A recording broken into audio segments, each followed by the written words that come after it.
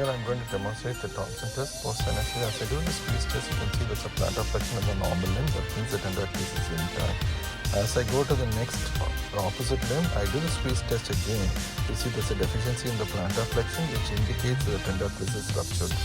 Next, what I'm going to do is I'm going to do a simple ultrasound to identify the level of the rupture, the Tendon-Achilles subfracture, so I can minimize the incision at that level itself before I proceed with the surgery.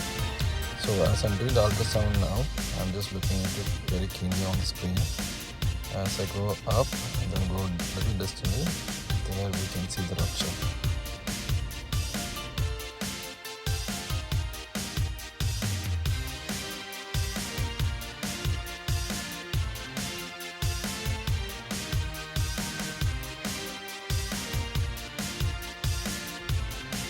After we place the PARS check in place on the proximal stump, we start separating the sutures as you can see here.